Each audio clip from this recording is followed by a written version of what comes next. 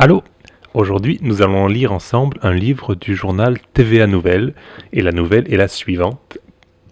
Piégés par une tempête de neige au Danemark, une trentaine de personnes ont trouvé refuge dans un magasin Ikea qui leur ont offert le gîte et le couvert.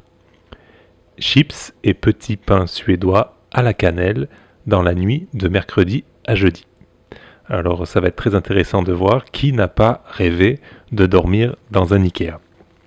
En fin d'après-midi, le vent a commencé à souffler très fort, les transports publics se sont arrêtés et rapidement il est devenu impossible de conduire sur les routes, a expliqué jeudi à l'AFP Peter Elmos, le directeur du magasin d'Aalborg. Ici, l'AFP, c'est une agence de presse, une agence de journaux. Est-ce qu'il y a des mots que vous ne comprenez pas ici? N'hésitez pas de me le dire dans les commentaires. C'était trop dangereux d'aller dehors et on ne pouvait pas faire prendre ces risques à nos collaborateurs.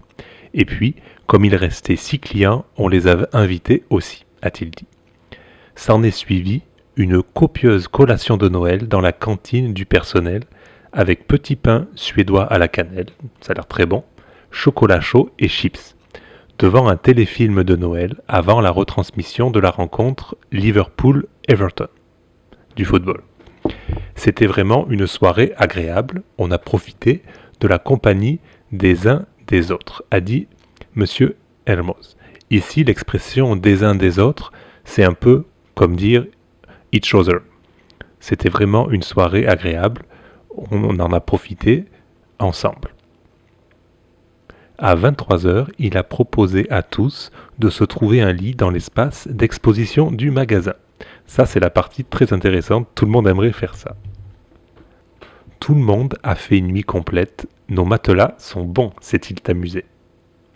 Un peu avant minuit, il a réveillé les endormis qui ont profité d'un petit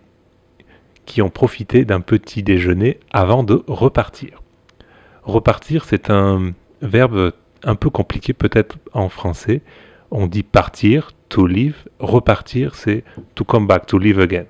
Alors ça veut dire, on va l'utiliser pour rentrer à la maison. On va dire je vais repartir. C'est pour dire avant de quitter. Dormir là a été une sacrée expérience. Nous aimerions réessayer, a avoué l'un de ses clients, Eric Bangsgaard, à la télévision TV2. La jeune femme, vendeuse dans un magasin voisin, avait, avec une collègue, frappé à la porte de la chaîne suédoise pour demander le gîte. Un gîte, c'est comme un hôtel et on va dire demander le gîte, c'est demander à un inconnu de dormir chez lui.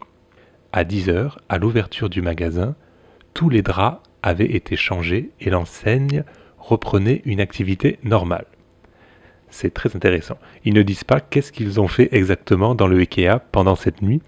Je serais très curieux de savoir quelles sont les activités qu'on peut faire dans un Ikea. Et vous, qu'est-ce que vous feriez si vous dormiez une nuit dans Ikea? N'hésitez pas à me le dire dans les commentaires. Salut!